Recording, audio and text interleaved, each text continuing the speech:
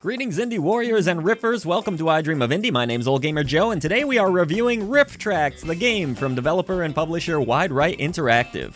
Now, Jake knew that bears were fine people if you left them alone.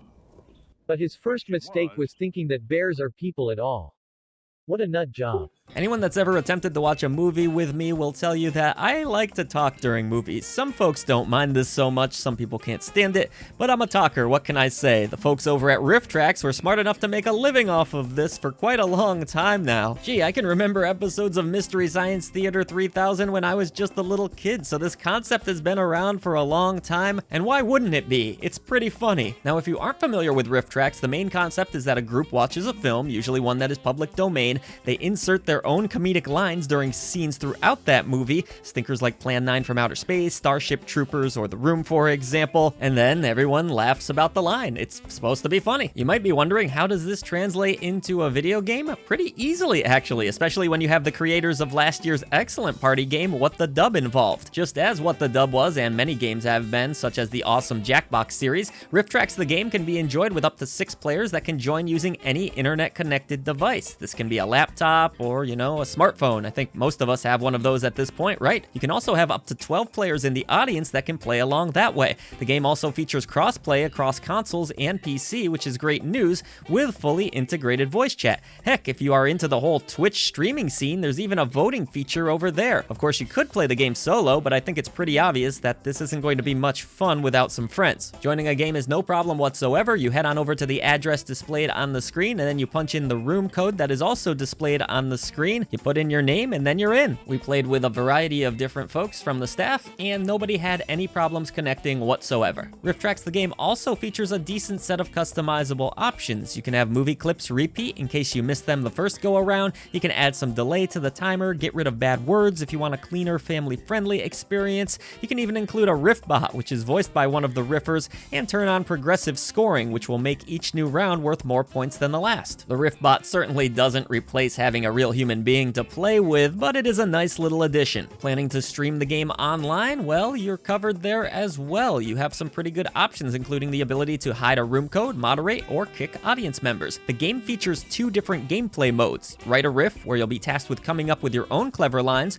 or Pick a Riff, where you'll choose between 6 different pre-written riffs from the experts. Personally, I think most of the fun's going to come from Write a Riff myself, but again, it's nice to have options. By default, a single game's going to take place over 5 rounds. You can increase or decrease that amount if you so wish, along with the input time you'll be given before the timer runs out. Your goal is really simple in this game: watch the movie clip that's presented and fill in the blanks. Come up with a funny line for the scenario presented. Players will vote for their favorite line at the end of a round, and points are awarded to players accordingly. In total, the game features over 250 movie clips from many RiffTrax classics, and I have to say, a lot of these clips, my answers, they did come naturally, but on some of them, I really had to put some thought in and couldn't resort to my usual dick and fart jokes. Sure, there are moments where I was able to, but RiffTrax the game's clips can often be very quick and require you to think a bit outside the box. This isn't necessarily a bad thing, but I do have to say, of the clips I've encountered so far, I've enjoyed the ones used in What the Dub just a bit more. You want to probably increase the timers for this one, just so you can come up with something that's actually going to make people laugh, because I will admit,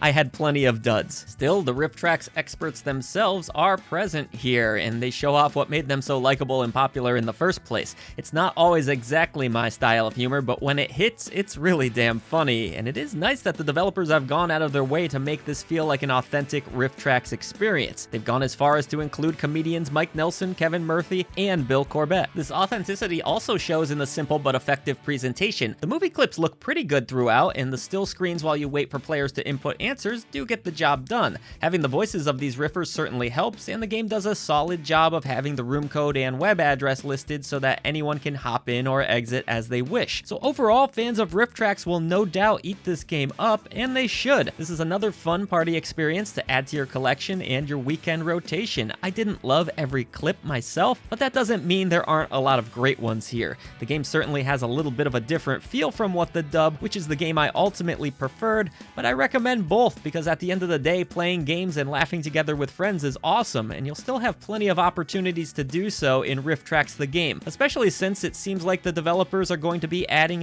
to this game. This one's well recommended for fans of party games, and it's good, not always clean fun. Aw, reminds me of your mom last night. Our content here at I Dream of Indie is only possible thanks to our brave indie warriors and legends that support us through channel memberships. Thank you to Indie Warriors Bill, Christian Cruz, Adriana Amato, CJR, PSC, Julian Colbus, Jesse, Ray Lynn, Marky Mint, Dave Harp, Peekaboo, Lex Noyle, and King of the Hatch. And those brave indie legends are Jen Rose, Larkison, Mitchell Hall, Peach, Skeptism, Seacoil, Nathan Moore, Chris Jackson, Mr. W, Blue Francis 14, The Beefarinis, Business Cody, and Carmen Red. Thank you so much for all that you do for independent developers, publishers, and for I Dream of Indie. Everybody else, head down to the description box below. Let's defeat the gaming echo chamber and bring a voice to the voiceless ones in gaming.